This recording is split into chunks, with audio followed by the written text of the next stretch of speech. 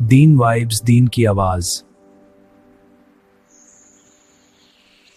ان اللہ یحب التوابین ویحب المتطہرین، اللہ تعالیٰ توبہ کرنے والوں سے بھی محبت فرماتے ہیں اور صاف رہنے والوں سے بھی محبت فرماتے ہیں۔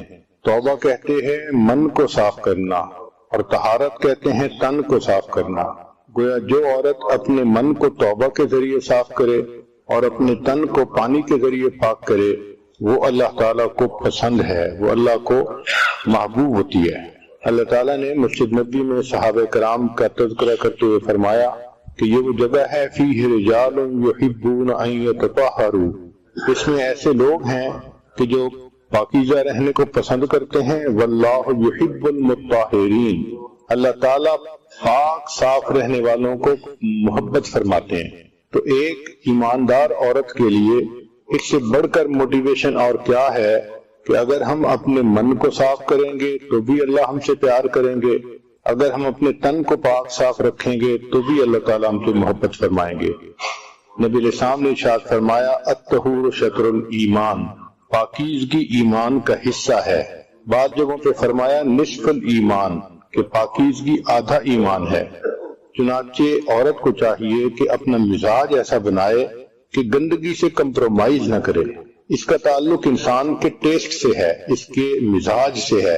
بعض لوگ ایسے ہوتے ہیں، مرد ہوں یا عورتیں، کہ ان کو گندگی کے ساتھ کمپرومائز وہ کر چکے ہوتے ہیں، چنانچہ ان کو گندگی محسوس ہی نہیں ہوتی۔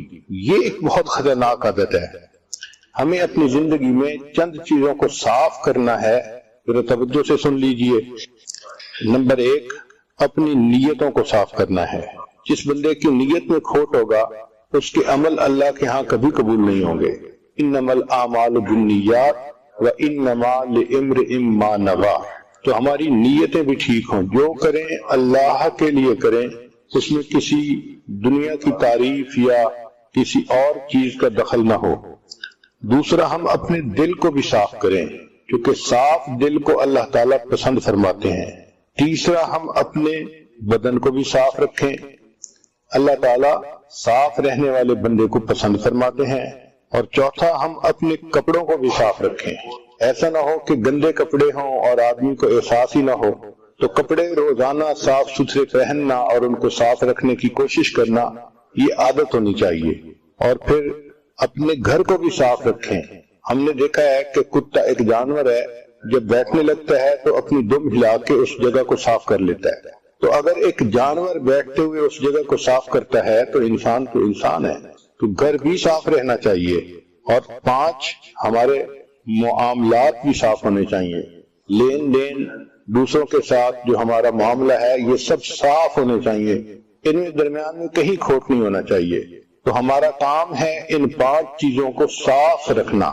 ان میں سے آج چونکہ گھر کے بارے میں بات ہے اور یہ عورتوں کا فیلڈ ہے، یقینی بات ہے کہ عورتیں اس معاملے میں ہم سے بہت زیادہ جانتی ہیں، لیکن چند باتیں جو عورتوں کے لیے فائدہ مند ہوں گی وہ آج بیان کر دی جاتی ہیں۔ بہت عورتیں محسوس کریں گی کہ یہ بھی کوئی ٹاپک ہے اصلاح کا کہ گھر کو کیسے صاف رکھا جائے۔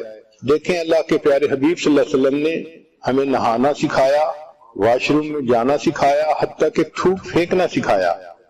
اب تھوک پھینکنا کون سا کام نظر آتا ہے، مگر اللہ کے حبیب صلی اللہ علیہ وسلم نے اس لیول پر جا کر ہمیں سکھایا کہ یہ کام کیسے کرنا ہے۔ ہم تم احسان مند ہیں نبی علیہ السلام کے، اگر وہ نہ سکھاتے تو ہمیں تو تھوک پھینکنا بھی نہ آتا۔ تو جب تربیت کرنی ہوتی ہے تو پھر ڈیٹیل میں جا کے بات کرنی ہوتی ہے۔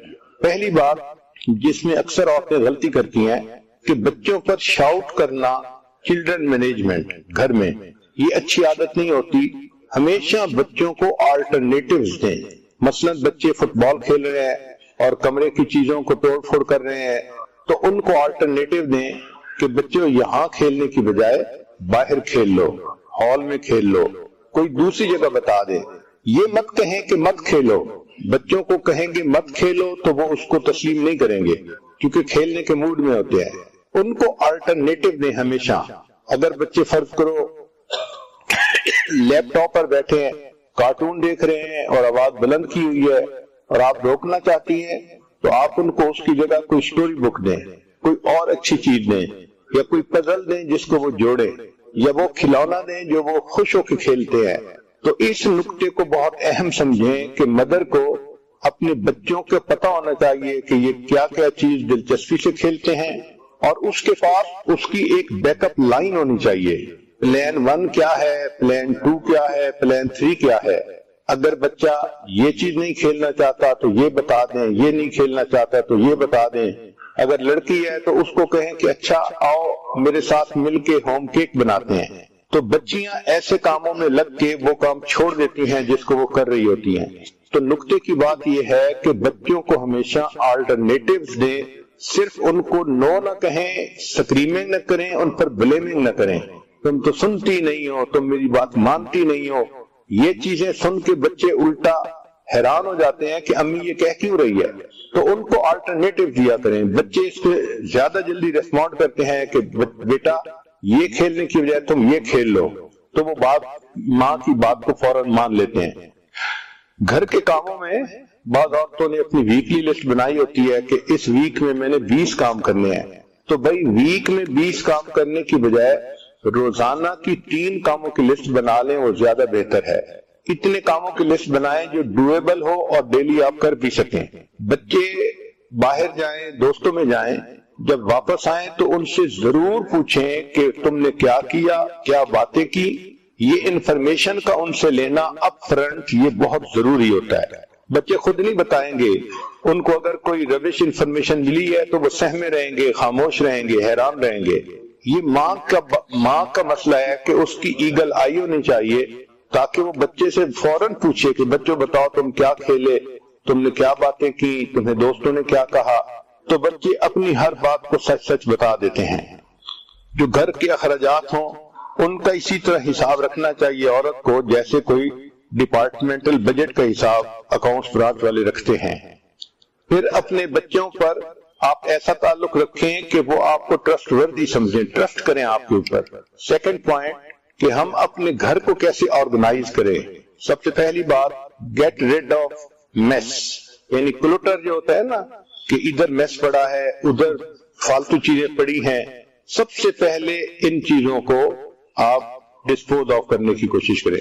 ہر کمرے کی انوینٹری بنائیں کہ کون سی چیزیں ہیں جو کمرے میں ہیں اور ہم ان کو استعمال نہیں کرتے، اور ان چیزوں کو ڈسپوز آف کریں۔ آپ بے شک چیریٹی میں دے دیں یا کسی کو استعمال کے لیے دے دیں، مگر ان چیزوں سے آپ اپنی جان چھڑا لیں جن کو آپ استعمال ہی نہیں کرتی۔ پھر جو سٹوریج ہوتا ہے اس کو سارٹ آؤٹ کرتی رہیں۔ کوشش کریں کہ اگر ٹرانسپیرنٹ پلاسٹک ٹب مل جائیں تو وہ بہت اچھے ہوتے ہیں کہ باہر سے ہی نظر آ جاتا ہے کہ اس کے اندر کیا چیز ہے۔ اس کے اندر ٹوائز ہیں، کپڑے ہیں، یا اس کے اندر کوئی اور چیز ہے۔ پھر ان کے اوپر لیبل لگانے کی عادت ڈالیں۔ عورتیں جب چیز رکھتی ہیں تو یہ سمجھتی ہے کہ ہاں مجھے یاد ہے اس میں میں نے کیا رکھا تھا، مگر جب انہوں نے ڈھونڈنی ہوتی ہے اس وقت یاد نہیں ہوتا۔ پھر ایک ایک چیز کو نکال کے دیکھنا پڑتا ہے فلاں چیز کہاں تھی۔ اس کا بہتر طریقہ یہ ہے کہ اگر ہر ٹب کے اوپر ایک لیبل لگا دیا جائے اور چیز رکھتے ہوئے ڈیٹ لکھ دی جائے اور بتا دیا جائے کہ اس میں یہ چیز رکھی تھی، تو چیزوں کا ڈھونڈنا نسبتاً آسان ہوتا ہے۔ اگر کتابیں ہیں گھر میں تو ان کو بھی بک شیلف کے اندر رکھنا چاہیے اس آرڈر میں کہ وہ اپنی اپنی جگہ پر سیٹ ہوں۔ سٹوریج شیلف کے لیے انسان کو اگر کچھ پیسے خرچ بھی کرنے پڑے تو کر دینا چاہیے تاکہ چیزوں کو اچھی طرح ہم سٹور کر لیں۔ میگزینز کو سٹور کرنا، رسائل جو آتے ہیں دینی ان کو سٹور کرنا، فائلوں کو سٹور کرنا، اسٹیشنری کو سٹور کرنا، یہ اہم چیز ہے۔ اسی طرح کچن کی سپیس کو بھی فالتو چیزوں سے خالی کر لینا چاہیے۔ اپنے آپ سے 3 کوسچن پوچھا کریں۔ which items are used regularly، کہ کون سے وہ آئٹم ہیں جو ریگولرلی استعمال ہوتے ہیں۔ دوسرا question do I need storage space for cookbooks، اور تیسرا what appliances are used often، تو جو چیزیں